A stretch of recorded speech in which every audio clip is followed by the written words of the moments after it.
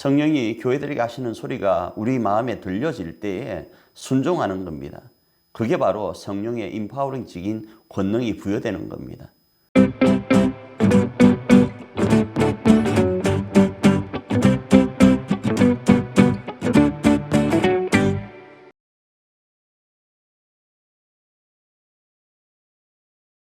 (8주차) 2강 시작하도록 하겠습니다. 앞에서 세 번째로 친교에 대한 이야기를 나누었다면 이번에는 교회의 기능 중 네 번째인 선교에 대한 이야기입니다. 선교가 무엇인가? 다시 말하면 선교와 전도를 묶어서 설명합니다. 선교, 그러니까 전도가 무엇인가? 그것은요, 하나님의 사랑을 전하는 겁니다. 요한복음 3장 16절이죠. 하나님이 세상을 이처럼 사랑하사 독생자를 주셨으니 이는 그를 믿는 자마다 멸망하지 않고 영생을 얻게 하려 하심이라. 이렇게 말씀을 합니다. 그러니까 하나님의 사랑을 전하는 겁니다. 두 번째로 주님의 명령입니다. 이 선교와 전도는 말이죠. 마태복음 28장 19절로 20절 앞부분입니다. 그러므로 너희는 가서 모든 민족을 제자로 삼아 아버지와 아들과 성령의 이름으로 세례를 베풀고 내가 너희에게 분부한 모든 것을 가르쳐 지키게 하라. 이렇게 말씀을 하고 있습니다. 그렇습니다. 선교, 전도는 하나님의 사랑을 전하는 것이고 주님의 명령입니다. 이제 선교, 그러니까 전도가 하나님의 사랑을 전하는 것이고 그리고 주님의 명령이라고 했을 때 이 선교, 전도의 내용이 있어야 될 것 아니겠어요? 그 내용이 무엇인지를 살펴보면 먼저 구원의 길입니다. 히브리서 9장 27절입니다. 한 번 죽는 것은 사람에게 정해진 것이요 그 위에는 심판이 있으리니 이렇게 말씀합니다. 그렇습니다. 사람은 모두 죽습니다. 그런데 그 죽는 것으로 끝나는지 어쩐지를 잘 모릅니다. 오늘 본문은 그런데 이렇게 말씀합니다. 그 위에 심판이 있다고요. 천국과 지옥이 있다는 말씀을 하는 거죠. 그리고 이 천국과 지옥에 대한 것은 타협할 수 없는 겁니다. 어떻게 설명하기도 어렵습니다. 바로 이 내용이 선교해야 될 내용이라는 거죠. 자, 이렇게 천국과 지옥이 있을 때에 하나님의 마음이 어떠한지 그 부분도 전하라고 하는 겁니다. 디모데전서 2장 4절입니다. 하나님은 모든 사람이 구원을 받으며 진리를 아는 데 이르기를 원하시느니라. 이렇게 말씀을 하고 있습니다. 그러니까 지옥과 천국이 있는데 하나님은 모든 사람이 구원을 받기를 원한다. 다시 말하면 천국 가기를 원한다. 이 내용을 전하라는 겁니다. 그리고 어떻게 함으로 그 일이 되어지게 되는지를 설명을 하는데 마태복음 16장 16절입니다. 시몬 베드로가 대답하여 이르되 주는 그리스도시요 살아계신 하나님의 아들이시니이다. 이렇게 말씀을 합니다. 바로 그 내용은 그러니까 천국과 지옥이 있는데 하나님은 모든 사람이 천국에 가기를 원하고 그 천국에 갈 수 있는 방법으로 하나님은 그리스도를 보내셨다라는 거예요. 그 그리스도가 누구신가 하면 예수님이라는 겁니다. 그래서 예수님을 믿으면 천국 간다라는 것이 이 선교의 내용이라는 겁니다. 그리고 우리는 이러함을 복음이라고 말하고 있는 겁니다. 네 번째로 선교의 내용이 무엇이 되어야 되는가 하면 여호와가 우리 하나님이시라는 겁니다. 결국 천국과 지옥이 있는데 하나님은 모든 사람이 구원받기를 원하고 그 구원을 위해서 예수님을 그리스도로 보내셨는데 왜 이렇게 보내셨는가? 여호와 그분이 우리 하나님 아버지이시기 때문에 그러하다라는 거죠. 고린도후서 6장 18절입니다. 너희에게 아버지가 되고 너희는 내게 자녀가 되리라. 전능하신 주의 말씀이니라 하셨느니라. 이렇게 말씀을 하고 있습니다. 다음으로 이렇게 선교의 내용을 가지고 나아갈 때 방법이 있지 않겠어요? 첫 번째입니다. 성령의 권능으로 행하는 겁니다. 사도행전 1장 8절입니다. 오직 성령이 너희에게 임하시면 너희가 권능을 받고 예루살렘과 온 유대와 사마리아와 땅끝까지 이르러 내 증인이 되리라. 이렇게 말씀합니다. 그러니까 선교는 철저하게 성령의 권능으로 하는 겁니다. 제가 그래서 인파워링이라는 단어를 쓴 겁니다. 철저하게 성령으로부터 부여된 권위를 가지고 행하는 겁니다. 그런데 여기에 대해서 여러분 자꾸 성령 충만이라든지 성령 세례에 대한 부분을 오해하는 부분이 있습니다. 그건 뭔가 하면 내가 열심히 기도하면 성령 받는다. 내가 열심히 무언가 내가 어떤 의지를 들이고 노력하면 성령을 받는다. 이렇게 오해할 수 있습니다.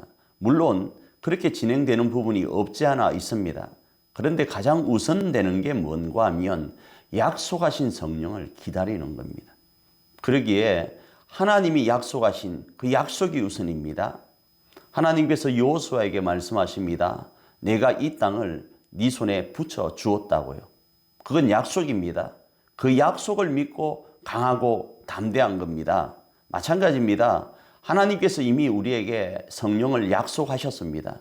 그리고 예수님의 성천과 함께 10일 이후에 성령이 임하셨습니다. 이미 우리 가운데는 성령이 임하여 있습니다. 이 성령을 우리가 믿음으로 받고 행하여 나아가는 겁니다. 그것이 믿어지지 않고 깨달아지지 않는다면 계속 말씀을 묵상하고 자라가는 겁니다. 자라갈 때에 하나님을 알게 되고 인지할 수 있게 되는 겁니다. 그리고 두 번째로 그 믿음 안에서 그 약속된 성령을 부여잡고 선포하는 겁니다. 디모데후서 1장 11절입니다. 내가 이 복음을 위하여 선포자와 사도와 교사로 세우심을 입었노라. 이렇게 말씀을 하고 있습니다. 철저하게 선교, 그러니까 전도는 선포입니다. 누구와 어떻게 타협해서 이렇게 저렇게 하니까 어느 정도 되고 그런 것 아닙니다. 복음은요, 선포입니다. 그리고 이 복음이 조금 더 깊이 뿌리를 내리기 위해서 가르치는 일을 행하는 것입니다. 사도행전 17장 11절입니다. 베레아에 있는 사람들은 데살로니가에 있는 사람들보다 더 너그러워서 간절한 마음으로 말씀을 받고 이것이 그래한가 하여 날마다 성경을 상고함으로 이렇게 말씀을 하고 있죠. 다시 말씀드립니다. 다음으로 선교의 방법으로 자원하는 마음이 있어야 됩니다. 이사야 6장 8절 뒷부분입니다. 그때 내가 이르되 내가 여기 있나이다 나를 보내소서 하였더니 이렇게 말씀합니다. 이 부분의 배경을 여러분 아시지 않습니까? 또 오해할 수 있어서 부연 설명을 드립니다. 하나님이 누가 우리를 위하여 갈고 이렇게 말씀을 하시죠. 이 소리가 들려지는 사람이 있습니다. 성령이 교회들에게 하시는 말씀을 들을지어다 한 것처럼 이 소리가 들려지는 사람은 지금 성령 가운데 있는 사람 아니겠어요? 그래서 여기에 이 소리가 들려진 이사야가 반응한 겁니다. 이 소리가 들려지지도 않는데 자원한 것 아닙니다. 이 소리, 다시 말하면 임파워링적인 권능이 부여될 때에 거기에 순종했다로 이해하는 것이 옳습니다. 그러기에 이런 순종하는 자원하는 마음이 있어야 됩니다. 우리가 한 해를 시작할 때도 여러 가지 직분을 받을 때 이 자원하는 마음이 내가 그냥 하겠다가 아니라 나에게 그런 감동이 성령으로부터 주어질 겁니다. 아, 우리 교회를 위해서, 우리 가정을 위해서, 내가 어떤 사역을 위해서 이 부분을 해야 되겠다 하는 그 성령이 교회들에게 하시는 소리가 들려질 때에 그 소리에 순종하는 겁니다. 여기서 순종은요, 제가 말씀드린 것처럼 자연의 법칙보다 더 강력한 겁니다. 그래서 우리가 하고 말고가 아니라 반드시 해야 되는 거예요. 그 소리가 들려지는 사람 몇 없습니다. 성령이 교회들에게 하시는 소리가 우리 마음에 들려질 때에 순종하는 겁니다. 그게 바로 성령의 임파워링적인 권능이 부여되는 겁니다. 그래서 그러잖아요. 주의 일을 하는 게 영광인 거예요. 목회자가 영광인 이유는 그 일이 쉽고 재미나고 너무 즐거워서가 아닙니다. 하나님의 소리가 우리 귓가에 들렸기 때문에, 하나님의 소리가 우리 귀에 성령을 통해서 감동되었기 때문에 거기에 순종해 나가는 것이 목회자이고 또 사역자들입니다. 다음으로 하나님의 마음으로 행하여야 됩니다. 이사야 6장 8절입니다. 내가 또 주의 목소리를 들으니 주께서 이르시되 내가 누구를 보내며 누가 우리를 위하여 갈고 하시니. 이 말씀 조금 전에 제가 이사야의 고백을 말씀드렸잖아요. 자원하는 마음. 그러나 이 자원하는 마음은 성령이 교회들에게 하시는 말씀에 순종하는 마음이란 말씀을 드렸는데, 그렇기 때문에 선교는요, 우리의 어떤 것으로 행하는 게 아니죠. 하나님의 마음을 전하는 거죠. 그러니까 하나님의 마음에 초점을 둬야지 내 감정에 자꾸 초점을 두고 내 어떤 위치에 초점을 두고 하는 것 아니라는 겁니다. 하나님의 마음으로 행하는 거라고요. 그리고 그 방법 가운데는 강건함도 있습니다. 누가복음 14장 23절입니다. 주인이 종에게 이르되 산과 산 울타리 가로 나가서 사람을 강건하여 데려다가 내 집을 채우라 이렇게 말씀을 하는데 여기서 강건을 자칫 오해하는 경우가 있습니다. 아무나 막 데리고 온다 이렇게 오해할 수 있는데 그렇지 않습니다. 여기서 초점은 두 가지입니다. 하나는요. 잔치집이 얼마나 거대하고 위대한 잔치집인지를 모르는 겁니다.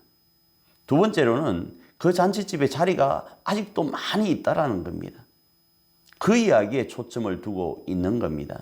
그래서 저 천국에 그 사람이 오면 내 자리가 위태롭다. 우리 교회에 그 사람이 오면 내가 목사님이나 장로님이나 성도님들의 사랑을 빼앗길 것 같다. 이런 생각하면 안 되는 겁니다. 거기에 이 강건이란 단어가 포함되어 있는 겁니다. 그리고 이 선교 전도의 방법은 항상 힘써야 됩니다. 디모데후서 4장 2절 앞부분입니다. 너는 말씀을 전파하라. 때를 얻든지 못 얻든지 항상 힘써라. 그렇게 말씀하고요. 다음으로 책망과 훈계와 격려를 오래 참음으로 감당하라. 이렇게 말씀을 합니다. 디모데후서 4장 2절 뒷부분입니다. 범사의 오래 참음과 가르침으로 경책하며 경계하며 권하라 이렇게 말씀합니다. 한 번에 되는 것 아닙니다. 지속적으로 하나님의 마음을 가지고 하나님의 그 뜻하심을 전하는 겁니다. 다음으로 선교의 대상으로서 거리적인 부분으로 살펴보려고 하는데 먼저 근거리에서 장거리로 확대되길 원합니다. 사도행전 1장 8절 뒷부분입니다. 예루살렘과 온 유대와 사마리아와 땅끝까지 이르러 내 증인이 되리라 하시니라. 이렇게 말씀합니다. 그렇죠. 근거리로부터 시작해서 장거리로 확대됨을 볼 수 있습니다. 아울러 마음적인 부분도 마찬가지입니다. 가장 먼 마음을 가진 자에게까지 가야 됩니다. 마태복음 5장 44절입니다. 나는 너희에게 이르노니 너희 원수를 사랑하며 너희를 박해하는 자를 위하여 기도하라 이렇게 말씀을 합니다. 그렇죠. 전도의 범위가 어디까지인가 하면 마음적으로 가장 멀리 있는 사람에게까지 행하여야 된다는 겁니다. 하나님 저 사람은 안 왔으면 좋겠어요가 아니라 하나님의 마음을 가지고 전하다 보니 우리의 마음으로 하면 가장 멀리 있는 사람, 그 사람까지도 가야 된다는 겁니다. 그러기에 선교는 선택의 문제가 아니라 사명의 문제이고 우리 삶의 권원적인 문제입니다. 제가 계속 이런 말씀을 드리지 않습니까? 예수 믿으면 가장 좋은 천국 가면 되잖아요. 그런데 왜 오늘 우리가 또 이 땅을 살아갑니까? 그것은 하나님으로부터 2차적 부르심 가운데서 이 사명, 선교를 감당하라고 교회로서의 본분을 감당하라고 이 땅 가운데 우리가 있다라는 겁니다. 그래서 사명은요, 생명보다 귀한 겁니다. 그러기에 사명은 선택의 문제가 아니라고요. 우리 삶의 문제이고 사명의 문제인 겁니다. 조금 이따 뵙도록 하겠습니다.